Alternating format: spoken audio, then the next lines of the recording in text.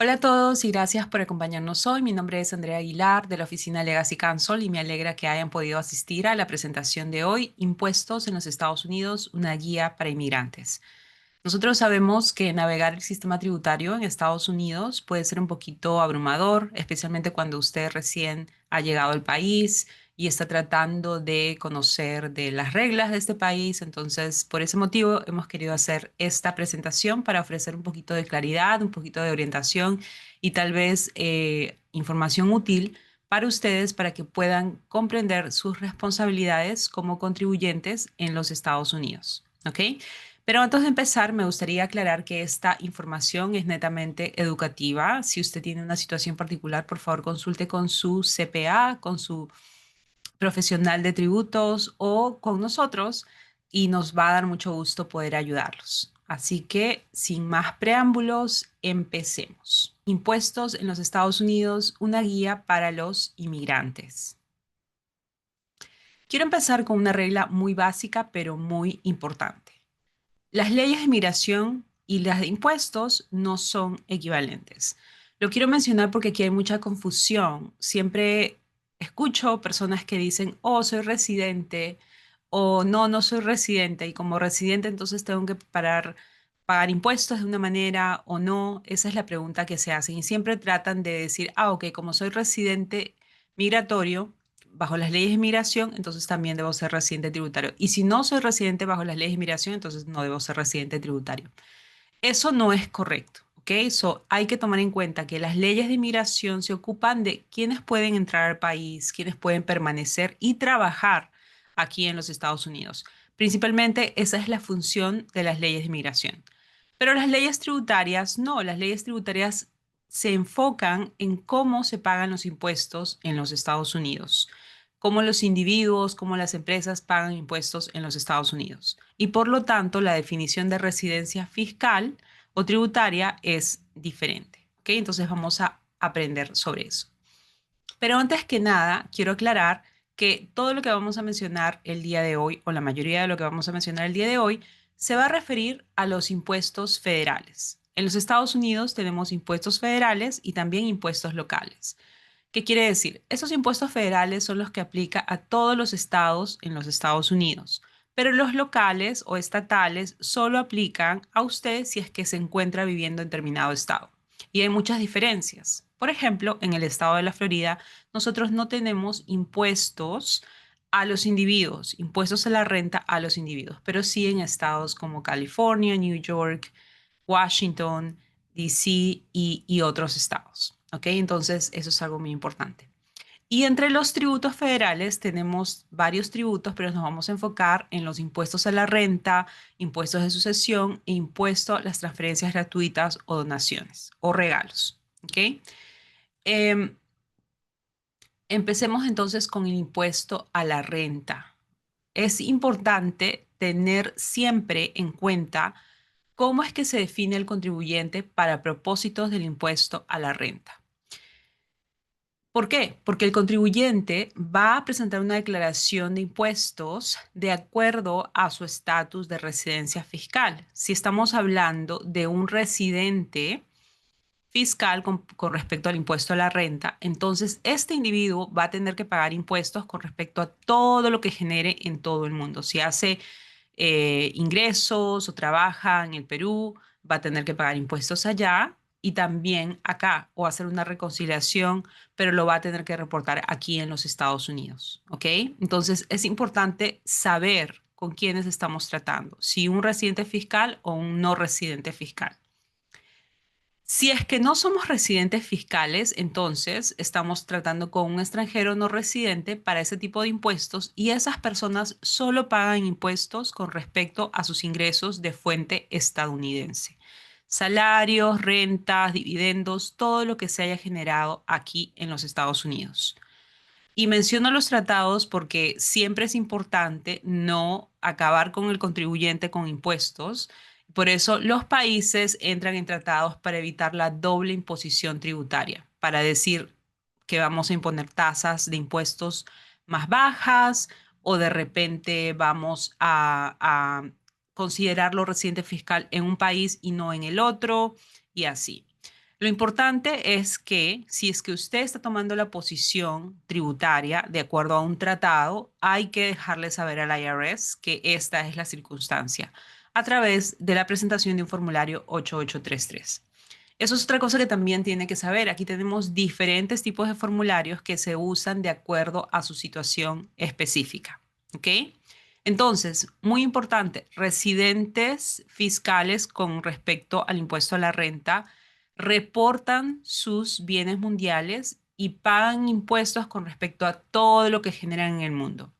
Los extranjeros no residentes solo con respecto a lo que generan en los Estados Unidos.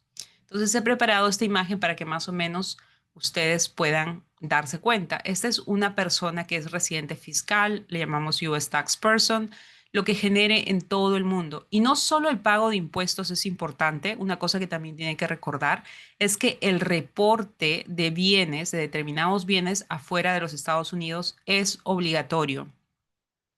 Y eso es lo que los puede meter en problemas. Eso es lo que genera penalidades muy elevadas. ¿Ok? Entonces, esta es una persona que es residente fiscal, reporta todo en el mundo. Pero este es un extranjero que no es residente fiscal. Mire, solo reporta o paga impuestos con respecto a lo que se encuentre en los Estados Unidos. Entonces, solo paga en los Estados Unidos de acuerdo a lo que se ha generado en los Estados Unidos. Entonces, otra vez, esta imagen espero que los ayude a recordar. ¿Ok? Ahora, ustedes se preguntarán, ok, entiendo la diferencia. ¿Cómo es que se define un residente fiscal? ¿Cómo me convierto en residente fiscal? Si ya me mencionaste que no debemos aplicar necesariamente las reglas migratorias. Bueno, aquí están las reglas. Un residente fiscal es cualquier ciudadano estadounidense, independientemente de dónde viva. ¿Ok? Empecemos por ahí. Eso creo que es fácil de entender y recordar. Un residente fiscal con respecto al impuesto a la renta es ciudadano estadounidense, no importa dónde viva. Una persona que tiene un green card, una persona que recibe el green card, en ese momento se convierte en residente fiscal. Entonces también tiene que pagar impuestos mundiales y reportar bienes en el mundo. Ahora, algo que no se conoce generalmente es las personas que pasen la prueba substancial, la prueba de presencia substancial. Entonces estamos hablando de esta prueba, la prueba de presencia substancial. Y aquí me quiero detener porque eso es lo que genera la mayor confusión entre inmigrantes, porque el inmigrante dice, ah, ok, no tengo visa, estoy aquí, entonces ya soy residente fiscal porque vivo aquí o no. No, eso no tiene nada que ver con este test, que es importante para determinar si usted es residente fiscal. ¿Y qué dice este test? Este test solo mira la presencia física de usted en los Estados Unidos. Se quedó más de 183 días en un año, es residente fiscal. No le preguntamos qué tipo de visa o no. Usted debe determinar qué tipo de visa tiene para ver si puede excluir o no ciertos días, como sucede en la visa de estudiante, por ejemplo. ¿Ok? Entonces, otra vez, la regla de la prueba de presencia substancial mira solo su presencia en los Estados Unidos para determinar si usted es un residente fiscal. Ahora, hay que detenernos aquí porque yo les mencioné 183 días en un año, pero en realidad también miramos los años anteriores. 183 días en 3 años, aplicando una fórmula que dice, miremos todos los días del año en curso, todos los días del año anterior y lo multiplicamos por un tercio, ese va a ser el número de días que vamos a contar, y un sexto de día del eh, año antes del anterior. Entonces miramos 3 años, aplicamos esa fórmula y si determinamos que usted estuvo aquí más de 183 días, entonces usted es un residente fiscal y tiene que reportar mundialmente o pagar impuestos por lo que ha generado en el mundo. Pero como esta fórmula a veces es difícil de recordar, nosotros aconsejamos a todas las personas que se queden en los Estados Unidos menos de 120 días. ¿Ok? Entonces, ese es el número a recordar, menos de 120 días. Ahora, ¿qué pasa con los inmigrantes? Porque ellos tienen una condición especial. Ellos podrán haber sido residentes fiscales por su presencia física, pero eso no necesariamente quiere decir que puedan aplicar a un seguro social. Y usted, si es inmigrante, estará familiarizado con este famoso seguro social. Es un documento que el Social Security Administration, la Administración de Seguro Social, les da a los ciudadanos a los que tienen Green Card y a todas las personas que tienen permiso de trabajo. ¿Ok? Entonces ahora sí, para ver si usted tiene o no seguro social, vamos a ver su estatus migratorio y si usted tiene permiso de trabajo.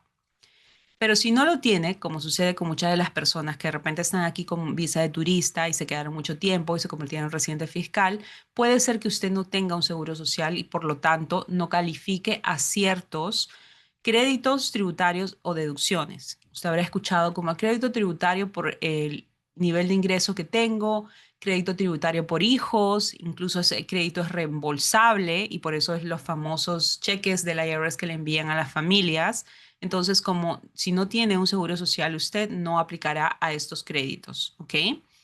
La oportunidad educativa, varios créditos que aplican a los ciudadanos y las personas que tienen seguro social.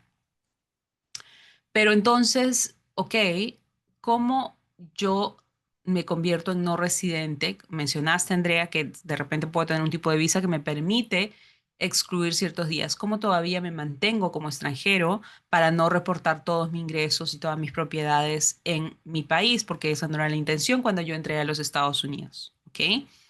Bueno, si tiene un tipo de visa que le permite excluir los días, por ejemplo, las visas de estudiante, por 5 años usted puede excluir presentando un formulario al IRS, ¿ok? Dejándole saber que es estudiante. Las personas relacionadas con gobiernos extranjeros, los que están aquí con cargos diplomáticos, los que trabajan en las embajadas, tienen visas A o G, esas personas solo están aquí temporalmente y ellos pueden excluir su presencia física en los Estados Unidos. Profesores y aprendices, atletas profesionales que se encuentran solo temporalmente en el país para un evento benéfico, por ejemplo. Em, la excepción por condición médica, por ejemplo, si estamos en el país, pensábamos quedarnos aquí 30 días, pero algo sucedió, una condición médica surgió y se desarrolló aquí en los Estados Unidos, entonces usted puede demostrar eso, dejarle saber al IRS, presentar un formulario y decir voy a excluir esos días para no convertirme en residente fiscal. ¿Ok? Porque otra vez, ¿de qué estamos hablando? De si somos residentes fiscales, reportamos todo y si no, solo reportamos lo que hemos generado en los Estados Unidos. Otra cosa que es muy importante es que, recalcando, independientemente del tipo de visa que usted tenga, usted puede ser residente fiscal. ¿Ok? Entonces, vamos a ver aquí cuál es la consecuencia de que uno sea residente fiscal. Vamos a presentar una declaración de impuestos en un formulario 1040 y vamos a determinar qué tipo de tasas de impuestos se le aplica a usted, dependiendo de cuál sea la forma en que usted presente su declaración de impuestos, de cuál sea su estatus de matrimonio, si es soltero, por ejemplo, las personas que son solteras van a pagar impuestos bajo estas tasas, pero aquí los niveles van a ser totalmente diferentes, ¿ok? Por ejemplo, 10% cero hasta $11,925 y después por encima de este monto hasta 48,475 pagan 12%. Entonces, por eso siempre empezamos con una base tributaria, que esto es el 10% de 11,925, ¿ok? Más el 12% de cualquier monto que esté entre esta cantidad. Y así, la tasa máxima es un 37%, pero nosotros le decimos brackets, los niveles de ingresos, los tramos de ingresos son variados. Entonces, unas personas que son solteras pagan de manera diferente. Si es casada y presenta una declaración conjunta, ve que el 10% es hasta los $23,850, pero una persona que es soltera, el 10% es hasta los 11,925. Esta persona que es casada está presentando una declaración de impuestos conjuntamente con su esposo o esposa, ¿ok? Entonces los límites son diferentes. Los casados que presentan declaraciones juntos, miren, pagan el 37% cuando hacen más de $751,600 de ingresos. En cambio, el soltero, 37% más de 626,350. Los números varían. Lo importante es saber que las tasas aplicables a usted depende de cómo está presentando su declaración de impuestos. También es posible que usted presente declaración de impuestos de manera separada. ¿Ok? Entonces, ahora estamos en el mundo de las personas que son contribuyentes, residentes fiscales con respecto al impuesto a la renta. Esas son las reglas que les aplican. Entonces, los que son separados, los casados, pero están haciendo presentación de impuestos de manera separada porque no quieren mezclar la responsabilidad tributaria. De repente uno tiene más responsabilidad tributaria, debería más. Entonces, el otro esposo no quiere ser responsable de esa declaración. Entonces, presenta una declaración separada y los tramos o los brackets van a ser diferentes en ese caso. Ven que los separados, el 37%, las personas que son casadas y separadas van a pagar 37% si hacen más de $375,000, 800. Y si lo compara con las personas solteras, mire, son 626,350 para que recién vayan a pagar un 37% sobre ese tramo de ingreso. Entonces, eso es algo muy importante. También existe esto, lo que les estoy mencionando de casados, solteros, cabeza de familia, son filing status, el estado del contribuyente. Entonces, es de que soy soltero, soy casado presentando una declaración separada o soy cabeza de familia. Y para ser cabeza de familia necesita usted tener un dependiente calificado, de repente un familiar o un hijo, un dependiente que viva con usted. Entonces hay reglas especiales que usted va a empezar a conocer, pero los montos aquí, y ese es el punto que estoy tratando de hacer, son diferentes. Entonces tenemos tablas para imponer impuestos a las personas y las tasas varían, las bases varían, ¿ok? Después, es importante que usted tenga en cuenta que una vez que usted sea contribuyente, necesita declarar sus impuestos. ¿Qué pasa si yo no soy residente fiscal, Andrea? ¿Necesito presentar mi declaración de impuestos? Sí, si es que genera algún ingreso en los Estados Unidos. Por eso es tan importante saber si usted es residente o no residente fiscal y después saber cuál es su situación, porque si determinamos que no es residente fiscal, entonces no le pregunto sobre todos sus impuestos pagados en todo el mundo o bienes fuera de los Estados Unidos que son sujetos a reporte. Simplemente nos vamos a enfocar en lo que hay en los Estados Unidos. ¿Ok? También es importante saber, de acuerdo a las reglas americanas, es que cuando usted está trabajando se le van a hacer ciertas retenciones para asegurar que usted pague su impuesto cuando corresponda. A veces su impuesto es mucho menor de lo que usted había calculado, entonces usted le corresponderá un reembolso. Por eso es importante que presente sus declaraciones de impuestos, tal vez para reclamar el reembolso, porque no debería pagar impuestos que le retuvieron. Entonces, esa es otra idea de la que usted tiene que estar familiarizado. Hay una retención, ¿ok? Que lo hace tanto el empleador o usted está obligado a mandar un dinero para que después, cuando presente la declaración de impuestos finales, tenga que dejarle saber al IRS que no le correspondía pagar ese impuesto y que se lo devuelva. Para presentar una declaración de impuestos es importante saber que necesitamos un número tributario. Y ya lo mencioné previamente, las personas que son ciudadanas, por ejemplo, tienen un Social Security Number, un número de seguro social, que los va a acompañar por siempre. Entonces, ¿quiénes califican para tener esto? Los ciudadanos estadounidenses, los que hayan nacido aquí o los que se estén naturalizando, los que se hagan ciudadanos a través de un proceso de naturalización. Los residentes permanentes legales, los Green Card Holders, también tienen derecho a solicitar un seguro social. También todas las personas que tengan una visa que les permita trabajar en los Estados Unidos. ¿Ok? Entonces aquí es muy importante sí ver el estatus migratorio para ver si califican o no para un seguro social. Luego, los dependientes de estas personas que califican para obtener un seguro social también pueden solicitar, si es que la visa los permite, que puedan trabajar un número de seguro social. ¿Ok? Entonces, es importante también saber que este número va a acompañarlo por siempre. ¿A qué me refiero? Supongamos que usted vino a los Estados Unidos, tenía una visa J, que era un intercambio y podía trabajar, pero ya su visa expiró.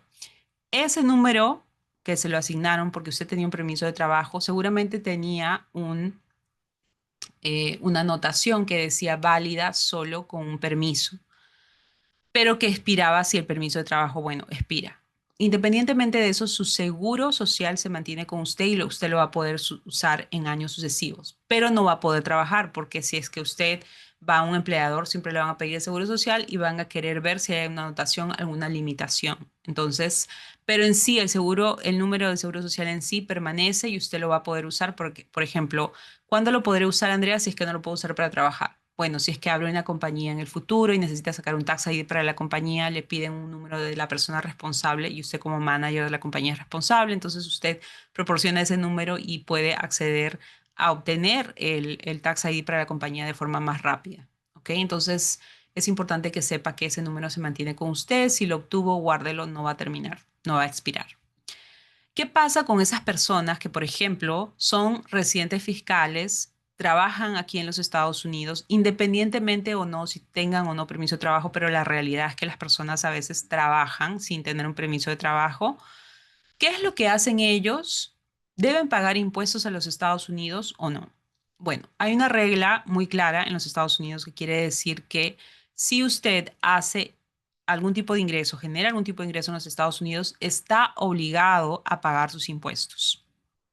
¿Qué pasa si son ingresos ilícitos, ingresos ilegales? ¿Tengo que también pagar impuestos? Sí, puede hacer su declaración de impuestos, es más, debe hacer su declaración de impuestos. No acumule más faltas y viole también sus reglas o las leyes tributarias. Entonces, lo mismo pasa con las personas, por ejemplo, que están en un proceso de ajuste de estatus, no tienen permiso de trabajo, pero están trabajando. ¿Deben presentar sus impuestos? Sí, deben presentar estos impuestos. ¿Y cómo lo hacen? Porque necesitan un número para que los conecten con la declaración de impuestos que está presentando. Bueno, en esa situación se puede solicitar un número de identificación personal de contribuyente que se llama ITIN o ITIN, presentando un formulario W7, presentando su pasaporte original o la copia certificada de su pasaporte emitido por la embajada o el consulado, o la certificación del pasaporte firmado por las personas que se conocen como Certified Acceptance Agent, los CA, Certified Acceptance Agent, CAA, que son personas em, que han sido autorizadas por el IRS para certificar el pasaporte y mandarlo con una aplicación para obtener un Tax ID. ¿Ok? Entonces, a veces las personas van a decir, mira, yo te ayudo para obtener el Tax ID. ¿A qué se refiere con te puedo ayudar para obtener ese Tax ID? Es presentar el formulario, preparar un formulario W7 y también certificar el pasaporte de esta persona. Certificar que lo hemos visto, que es válido, lo inspeccionamos y firmamos para decir que esa es una copia fiel del documento y lo estamos adjuntando a la aplicación de W7, ¿ok? Lo menciono porque nosotros somos Certified Acceptance Agent, CAA, somos certificados y podemos validar el pasaporte para que pueda solicitar un Tax ID. Y a veces lo hacemos para nuestros clientes que son internacionales. Ahora, dependientes o cónyuges de ciudadanos o residentes estadounidenses que no son elegibles para obtener un seguro social, pero que son incluidos en la declaración de impuestos de estas personas como dependientes, necesitan también un número de identificación. Entonces, para ellos también debemos solicitar un Tax ID. Extranjeros que están aquí con algún tipo de visa y han generado algún tipo de ingresos como intereses, dividendos, rentas, ellos van a solicitar también un Tax ID, ¿ok? Entonces, solo el Estado, estoy tratando de ilustrar cómo diferentes personas van a utilizar ese Tax ID para reportar sus ingresos o presentar reportes informativos. Pero es importante, y lo recalco, que personas con obligaciones tributarias en los Estados Unidos deben cumplir con estas obligaciones, incluso si es que adquirieron o están trabajando, adquirieron estas obligaciones sin tener un estatus migratorio legal que les permita trabajar. ¿Ok? Van a tener que presentar esas declaraciones de impuestos. No acumulemos faltas en los Estados Unidos. Hay que hacer las declaraciones de impuestos. ¿Ok? Ahora, enfoquémonos en el impuesto de sucesión, porque todo lo que hemos conversado anteriormente es referente al impuesto a la renta. Ahora, el impuesto de sucesión. Tal vez usted no esté familiarizado con eso porque de repente en su país no hay ese tipo de impuestos, pero en los Estados Unidos hay un impuesto de hasta un máximo de 40% cuando se hacen transferencias de propiedades al momento de muerte o cuando se hacen transferencias a título gratuito, como regalos o donaciones. ¿Ok? Entonces, ¿cómo aplica este tipo de impuestos? Otra vez depende de si usted es domiciliado o no domiciliado en los Estados Unidos. Si usted es domiciliado en los Estados Unidos, hay una exclusión súper elevada de 15 millones para este tipo de impuestos. Si no es domiciliado en los Estados Unidos, entonces su exclusión es solo $60,000. Es muy baja. ¿Ok? Entonces, por eso es importante saber quién es domiciliado y no para este tipo de impuestos. ¿Qué dice la regla? Bueno, un domiciliary o domiciliario para este tipo de impuestos es un estadounidense, ¿ok? Y también cualquier persona extranjera que esté físicamente en los Estados Unidos y que no tenga la intención de irse de los Estados Unidos, que quiera hacer de los Estados Unidos su casa. Entonces, si nos enfocamos aquí, ve que la regla es diferente con respecto al impuesto a la renta, donde solo mirábamos presencia física por un determinado número de días. En este caso, estamos solo viendo, no solo viendo la presencia física y no la contamos por determinado número de días. Puede ser una presencia de un día. Lo único que se requiere es que esté físicamente en los Estados Unidos y que no tenga la intención de salir de aquí. Cuando esa situación ocurre, usted es domiciliado en los Estados Unidos y le toca la exclusión de 15 millones. Pero también, si bien es cierto, tenemos una exclusión elevada. Recuerde que cuando uno es domiciliado está sujeto al pago de impuestos sobre la transferencia de bienes en todo el mundo. Entonces va a tener que presentar una declaración de impuestos que se llama una 706 para reportar la transferencia de bienes en todo el mundo, no solo los ubicados en los Estados Unidos. ¿Ok? Ahora, con respecto a los impuestos de regalos y donaciones, tenemos una exclusión de $19,000. Y estos montos son aplicables al 2026 porque ya estamos fin de año. Em, Así que, por favor, tome en cuenta. Entonces, la exclusión desde el 2026 o para el 2026, porque este número en realidad originariamente era $10,000, pero está ajustado al impuesto y por eso cada año cambia. Está ajustado a la inflación, perdón, y por eso cambia cada año. Este número para el 2026 va a ser $19,000. Entonces, estas son las exclusiones para impuestos de regalos y la exclusión general es de 15 millones, que aplica tanto para impuestos de sucesiones e impuestos de regalos o donaciones. ¿Ok? Pero el no domiciliado solo paga impuestos por la transferencia de bienes aquí en los Estados Unidos, pero la exención es súper baja, es solo de $60,000 cuando se refiere al impuesto de sucesión. Ok, entonces ya que conocemos los impuestos a la renta, los formularios esenciales con respecto a este impuesto a la renta son el formulario 1040 y el formulario 1040-NR. Bueno, ahora que ya conocemos quién va a ser el residente fiscal con respecto al impuesto a la renta y quién no, hay que familiarizarnos con los tipos de formularios que se van a tener que presentar. Un residente fiscal con respecto al impuesto a la renta va a tener que presentar un formulario 1040, ¿ok? Pero el extranjero utiliza un formulario que se llama 1040-NR. Esta determinación lo va a hacer su contador con la información que usted le proporcione con respecto tanto a su presencia física o a su estatus migratorio o a su ciudadanía. Otra cosa importante, algo que mencionaba, era el Tax ID, ¿verdad? El formulario W7 es para solicitar este famoso Tax ID o ITIN. También hay otros formularios esenciales que usted debe mantener o recordar. El formulario 8833 es un formulario importante que se presenta cuando usted está tomando una posición tributaria. Luego el formulario W4 generalmente lo piden para que una persona que es contribuyente americana pueda proporcionar su número de contribuyente tributario. Otro dato importante son las fechas de presentación de impuestos. La fecha es abril 15, pero usted puede solicitar una extensión automática de 6 meses y la nueva fecha va a ser octubre 15. ¿Ok? Y obviamente cuando se presentan las declaraciones de impuestos debe presentar su seguro social o su tax ID. Presente o prepárese con anticipación, no espere a la fecha límite porque eso puede generar penalidades si es que no logra presentar los impuestos en el tiempo adecuado. Otros formularios importantes, miren, estos son los formularios básicos, pero muchas personas ignoran que hay formularios esenciales como estos, que a los contribuyentes americanos o los contribuyentes residentes fiscales deben presentar, no se pueden olvidar porque las penalidades son súper elevadas. Por ejemplo, este formulario 114 de FinCEN requiere que usted presente información al IRS o a FinCEN sobre sus cuentas bancarias extranjeras que sumen $10,000, ¿ok? O que hayan tenido un balance de $10,000 en cualquier punto del año. Si esta es la situación de usted, debe presentar este formulario, debe comunicar a su contador que esta es su situación para que presente ese formulario. ¿Por qué es importante? Porque la no presentación de este formulario puede generar una penalidad de $10,000 solo por no presentar el formulario. Hay otro formulario 8938 donde usted declara los activos financieros, determinados activos que están fuera de los Estados Unidos.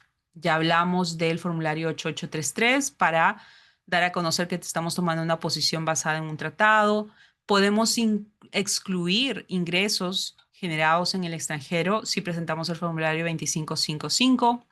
Si hay compañías en el exterior que son similares a una corporación o tratadas como una corporación, como por ejemplo las sociedades anónimas, debe presentar este formulario 5471 y también va a estar sometido a penalidades de $10,000 si es que no las presenta. Entonces, y así tenemos varios formularios. Por ejemplo, si una persona que es contribuyente americana recibe regalos del exterior, va a tener que presentar este formulario 3520. Y si no lo presenta, entonces va a estar sujeto a una penalidad que puede ser hasta el 25% o 35% del valor de regalo. Hay un límite, a mí hay un monto mínimo para estar obligados a presentar este formulario y ese monto es de $100,000.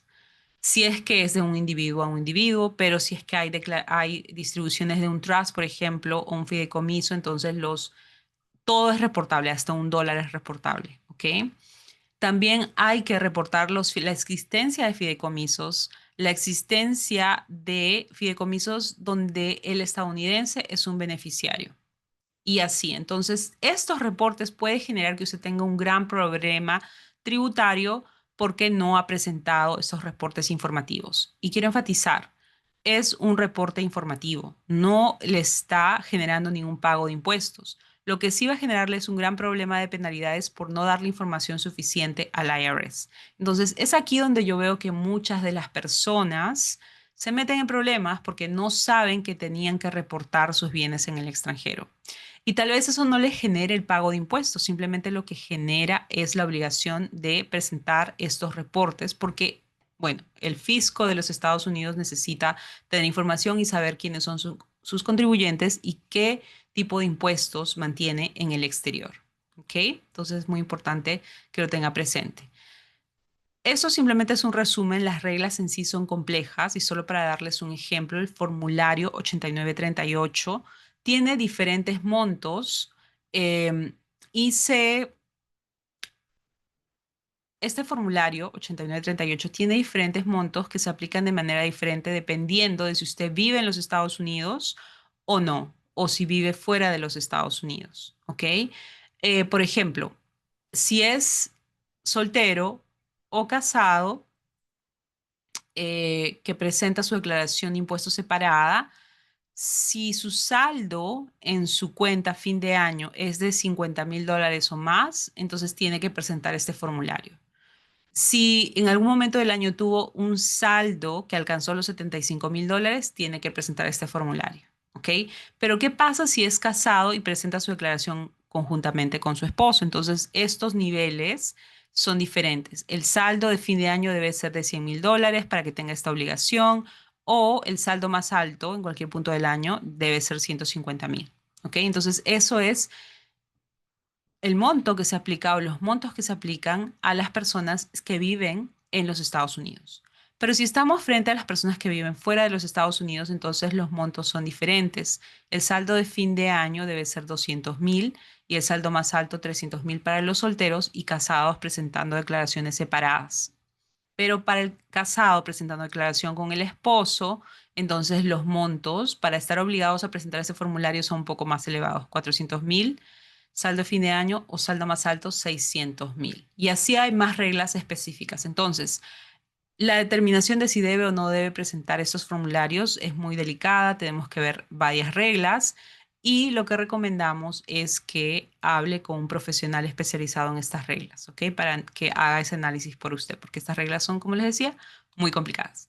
Ok, errores que vemos. Vemos mucha clasificación de residente o no residente de manera errónea, porque tal vez el CPA o el contador no es muy especializado, entonces usan el formulario incorrecto, ¿ok?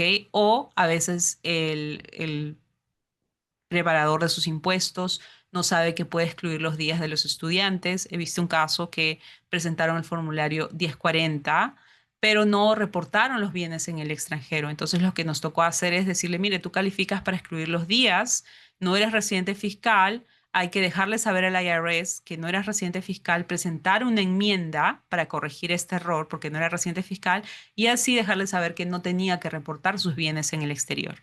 ¿Ok? Entonces, es muy importante clasificarlos de manera correcta y presentar el reporte que corresponde. Informes faltantes sobre ingresos y activos extranjeros. También muy común, lo veo mucho.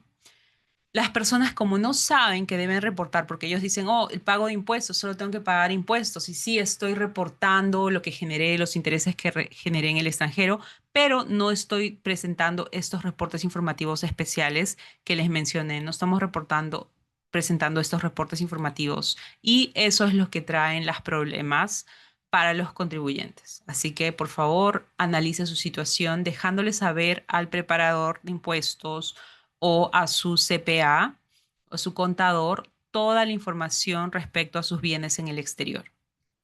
También hemos visto que hay muchas personas que no conocen de las prórrogas, no saben que es muy, muy, muy importante presentar las declaraciones de impuestos a la fecha. Y si no lo hacen, pueden estar sujetos a penalidades por falta de presentación de impuestos o por el pago de intereses. ¿Ok? Entonces hay que presentar las declaraciones de impuestos a tiempo. Otro error común es que no se piden los créditos fiscales a los que ustedes pueden estar, que les pueden corresponder a ustedes. No se están pidiendo créditos fiscales, no se están pidiendo deducciones a los que usted puede calificar, ¿ok? O beneficios que le aplican y que no tengan nada que ver de repente con su nacionalidad o si tenga una Social Security. Eso es importante que ustedes dejen saber a su contador su situación, que esa persona sea una persona especializada para que pueda determinar qué créditos fiscales le corresponden a usted, qué deducciones le corresponden a usted. A veces uno no hace la declaración de impuestos y no sabe que de repente es importante hacerla para que puedan tener un reembolso porque no tenía que pagar tantos impuestos. Entonces no perdamos esos beneficios. ¿Ok? Seguro Social y Medicare son contribuciones para su retiro. No todo es el pago de impuestos, sino que también usted está haciendo ciertas contribuciones importantes para cuando se vaya a retirar. Entonces, uno es el Seguro Social y 6,2% es algo que contribuye usted y el otro 6,2% lo contribuye su empleador. Medicare, de la misma manera, las tasas de 1,45%. Un trabajador que se conoce como self-employed, él hace toda esta contribución solo, un 15,3%. Cuando usted es empleado, ¿dónde es que se muestran las contribuciones que se han hecho? Bueno, se muestran en este formulario que se llama W2. Usted recibe esto para hacer sus declaraciones de impuestos y si es un trabajador autónomo, no va a recibir una W2. Su empleador, perdón, o las personas con las que usted trabaja van a dejarle saber al IRS que usted ha trabajado para ellos como empleado o como trabajador autónomo a través de presentar un formulario 1099. ¿Ok? Entonces el IRS ya sabe cómo usted está trabajando como empleado o como trabajador autónomo o self-employed con un formulario 1099 que se presenta al IRS. Entonces aquí me detengo. A veces las personas me preguntan, ¿cómo es que el IRS sabe cuánto tengo que pagar o qué es lo que he pagado, con quién he trabajado? Bueno, porque siempre que usted va a trabajar le piden su número de contribuyente tributario. ¿Ok? O su Social Security, le van a pedir una persona que lo está tratando de contratar. Con ese número ellos van a presentar reportes también al IRS, porque como empleador uno tiene que presentar esos reportes o el W2 o el 1099 al IRS. Entonces es así como ellos saben su historia. Así que por favor presente su declaración de impuestos porque probablemente el IRS ya tiene esta información. También quiero mencionar la conexión con sus trámites migratorios. Es importante que cumpla con sus obligaciones tributarias porque sus récords, sus registros o su historial de pago de impuestos es parte de su expediente migratorio o va a ser parte de su expediente migratorio porque le van a pedir esta información.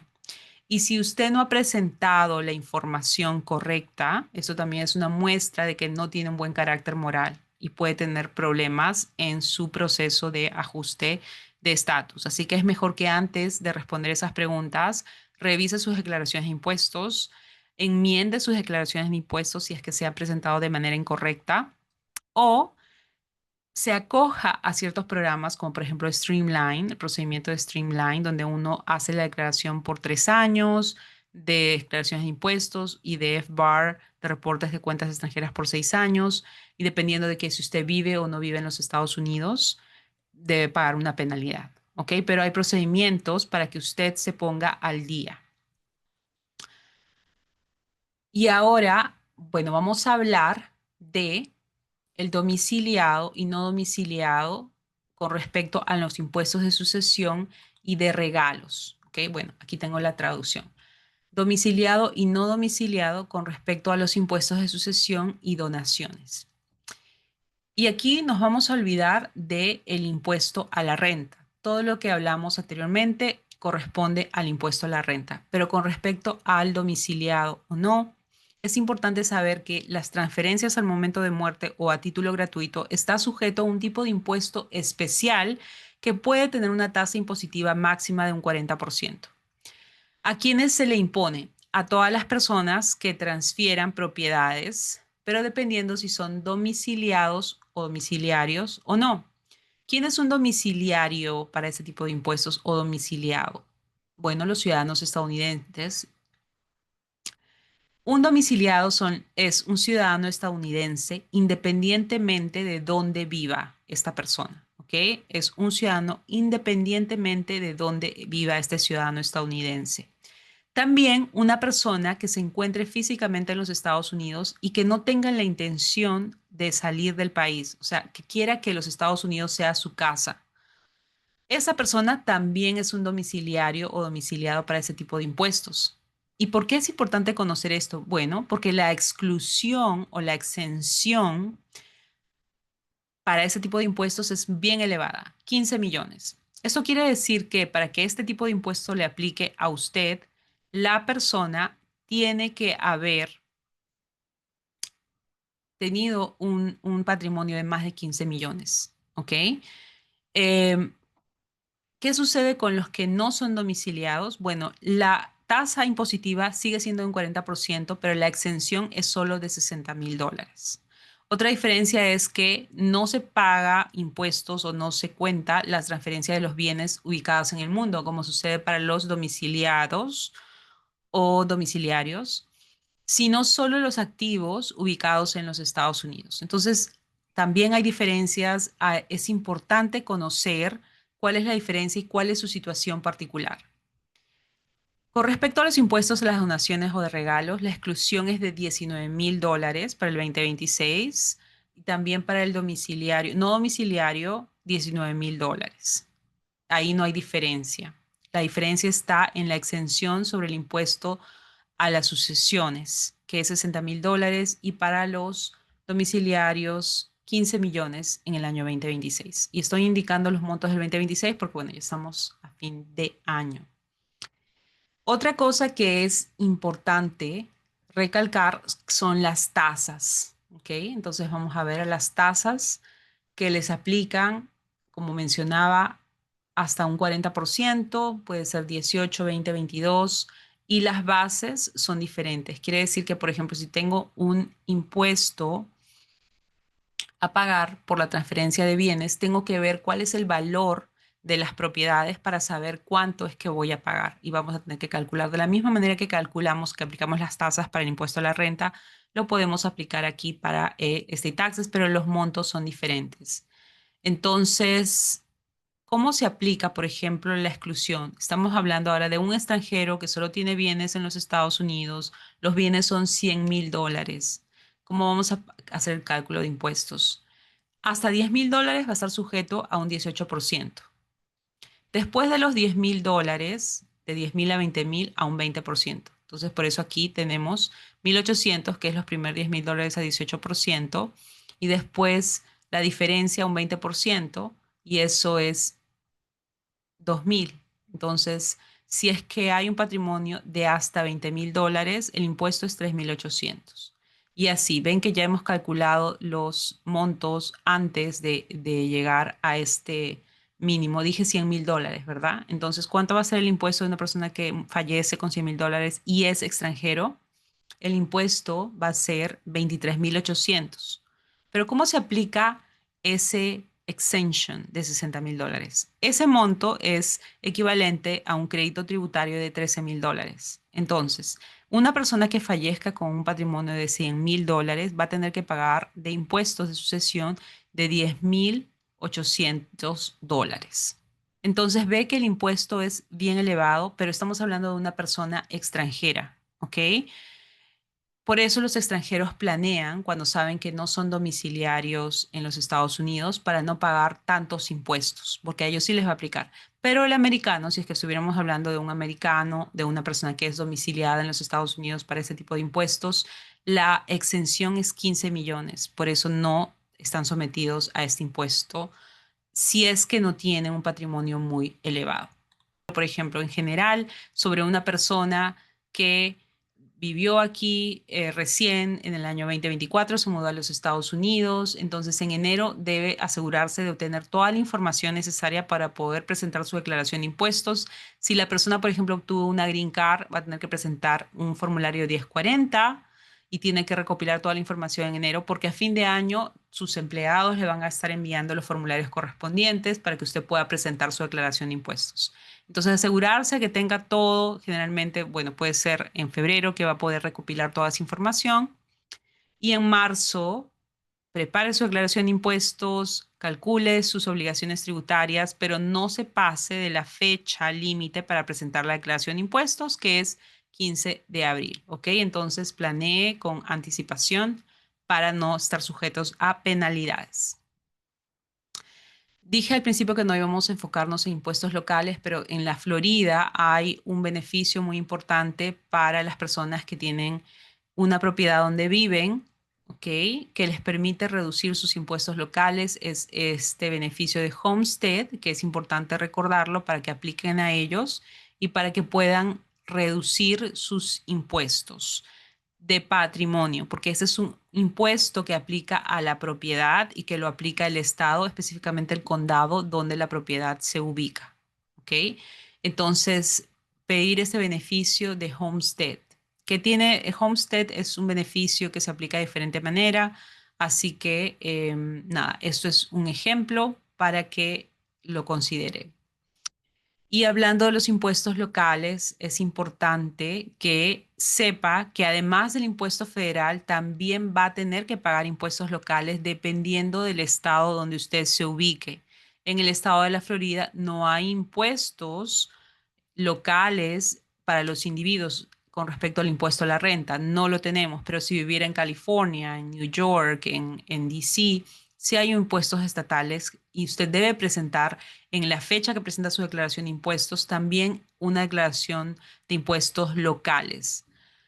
Hay diferentes tasas, por eso es importante que usted hable con su contador o CPA en el estado donde usted se encuentre. Hay diferentes tasas, diferentes créditos tributarios a los que usted puede acceder. ¿Ok? Ahora, con respecto a los inmigrantes, bueno, si trabajó y vive en esos estados, usted también está obligado a presentar su declaración de impuestos locales en esos estados. No lo olvide, ¿ok? No solo los federales.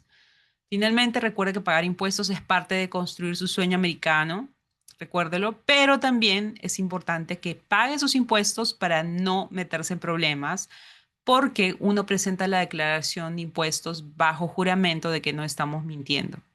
Y si lo presentamos de manera incorrecta, uno hasta puede terminar en la cárcel, ¿ok? Pero si usted de repente ha visto en las noticias algunos, no sé, personas famosas que tienen problemas tributarios y son muy serios. Entonces, no caiga en esa situación, presente sus declaraciones de impuestos y hágalo de manera correcta, representada por un profesional que conozca de estas reglas especiales que le aplican a los inmigrantes o las personas que tienen conexiones con diferentes países. Si necesita ayuda nuestra, nos dará mucho gusto ayudarlos porque, como les decía, si es que hay una situación donde el contribuyente, el taxpayer, no hizo las declaraciones correspondientes, hay procedimientos a los que usted se puede acoger para ponerse al día. ¿Ok? Entonces, para que nosotros podamos analizar su caso y saber si lo podemos ayudar, usted puede siempre agendar una breve llamada con nosotros en Legacy Free Call para que podamos conversar con usted y ver si podemos ayudarlo o si se puede pasar al siguiente paso, que es agendar una consulta. Entonces, tómelo muy en cuenta. Puede contactarnos a través de Legacy Free Call. Con esto hemos terminado la presentación. Muchas gracias. Esperamos que esto haya sido de valor, les haya dado una mejor idea de cómo funcionan las reglas tributarias en los Estados Unidos, para que usted pueda presentar sus declaraciones de manera correcta. Muchas gracias. Otra vez mi nombre es Andrea Aguilar con Legacy Counsel y si necesita ayuda, contáctenos. Hasta la próxima.